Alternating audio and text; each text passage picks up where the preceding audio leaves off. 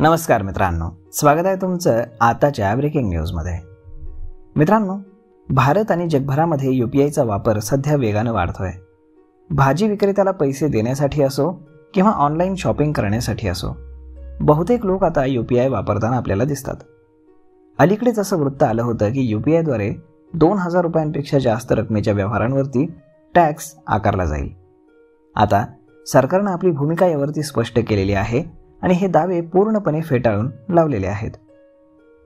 Financial एक्सप्रेसच्या वृत्तानुसार राज्यसभा खासदार अनिल कुमार यादव यांनी संसदेमध्ये विचारलं होतं की सरकार 2000 रुपयांपेक्षा जास्तच्या रकमेच्या UPI व्यवहारांवरती GST लावण्याचा विचार करतंय का। त्यांनी असंही सोबत विचारलं की या निर्णयाला विरोध करणाऱ्या जनतेनं कोणतंही प्रतिनिधित्व सादर केलेलं आहे का। तर 2000 रुपयांपेक्षा जास्तच्या UPI व्यवहारांवरती कुठल्याही प्रकारचा कर लावला जाणार नाही याची पुष्टी अर्थ मंत्रालयानं केलेली आहे। अलीकडच्या अफवांना उत्तर देताना मंत्रालयानं 2000 रुपयांपेक्षा जास्त किमतीच्या UPI व्यवहारांवरती GST लावण्याचं वृत्त हे पूर्णपणे खोटं आणि निराधार असल्याचं म्हटलेलं आहे।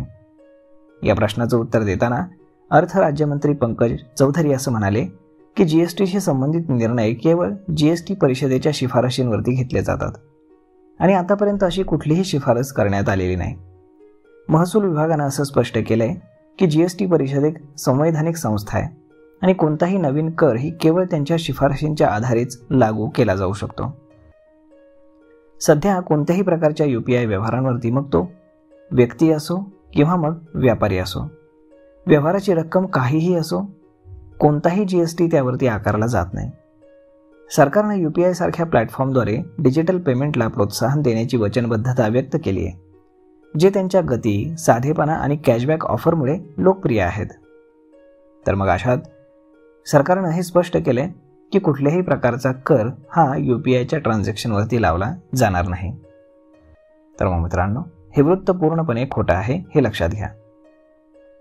तर मग हा व्हिडिओ, ही माहिती तुम्हाला कशी वाटली हे तुम्ही आम्हाला कमेंट करून नक्कीच सांगा आणि जर आवडली असेल तर आपल्या जवळच्या मित्रमंडळींसोबत देखील हा व्हिडिओ तुम्ही शेअर करायला विसरू नका। धन्यवाद।